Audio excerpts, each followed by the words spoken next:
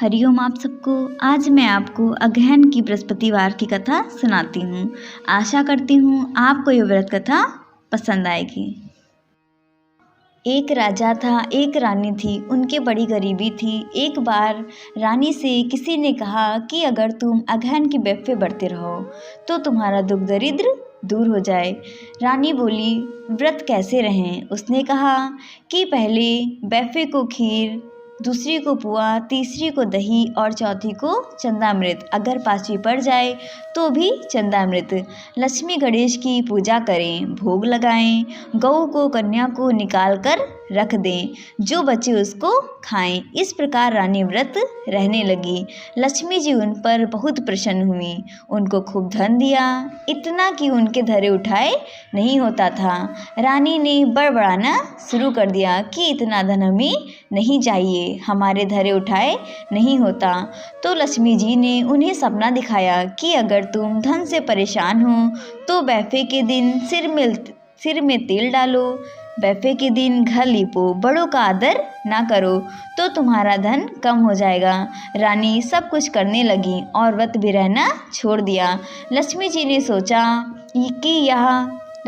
सोचा कि यह व्रत रहना भूल गई है तो इसको याद दिला दें। एक बुढ़िया का वेश बनाकर लक्ष्मी जी आईं। दरवाजे पर खड़े पहरेदारों ने कहा कि हम पहले रानी से पूछ लें, फिर अंदर जाना। पहरेदारों के पूछने पर रानी ने मना कर दिया कि मैं पंसासारी खेल रही हूँ। पहरेदारों ने बुढ़िया से आकर मना कर दिया, परंतु बूढ़ा धक्का देकर अंदर आई। रानी ने बूढ़ा को मारकर ढकेल कर बाहर कर दिया। लक्ष्मी जी रोती शराब देती हुई चली। रानी की लड़की धूल मिट्टी में खेल रही थी। लड़की आकर बूढ़ा माँ के पैरों में लिपट कर बोली कि मेरी माँ से ऐसी क्या गलती हो गई है जो तुम उन्हें शराब दे रही हो? बूढ़ा ने कहा, हमारा व्रत रहना छोड़ दिया है। लड़की ने पूछा कि आपका व्रत कैसे रहा जाता है, हमसे बताओ। बूढ़ा बोली, तुम क्या रहोगी जब तुम्हारी माँ ने रहना छोड़ दिया? लड़की बोली, मैं नहीं छोड़ूंगी। तब बूढ़ा बोली, अगहन की बेफे 4 पड़े या 5, पूरी बेफे व्रत रहो। पहली को खीर, दूसरी को पुआ, तीसरी को दही भात और चौथी को चंदामृत। इस प्रकार व्रत रहो। जब तक तुम रहोगी मैं भी तुम्हारे साथ रहूंगी। जब तुम्हारी शादी हो जाएगी तो तुम चली जाओगी तो मैं भी तुम्हारे साथ ससुराल चली जाऊंगी। लड़की व्रत रहने लगी। उसकी शादी होते ही लक्ष्मी जी भी उसके साथ चली गईं। तब राजा रानी भूखों मरने लगे। रानी ने राजा से कहा, लड़की को देख आओ। राजा लड़की के घर गए।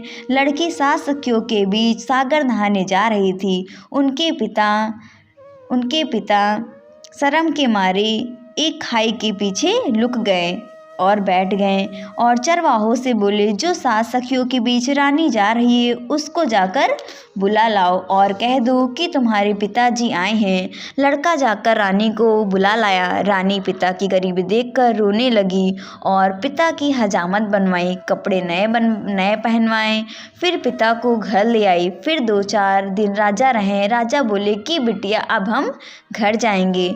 लड़की 2 तांबे के गगरा लेकर गिन्नी मोहरों से भर दिया।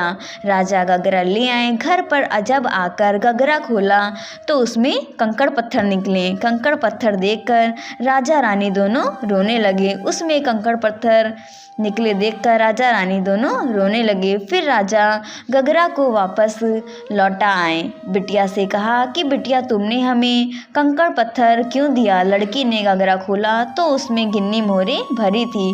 तब लड़की ने कहा कि पिताजी तुम्हारे ऊपर लक्ष्मी जी का कोप है।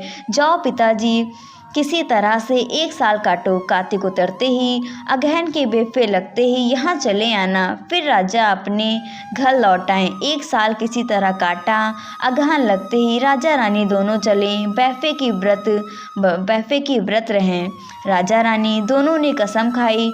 तब लक्ष्मी जी ने धन तो दिया परंतु पहले जैसा नहीं दिया। इतना दिया कि रोटी दाल से भूखे न रहें। माता ने जैसे उनको दिया वैसे माता सबको दें। बोलो लक्ष्मी माता की जय।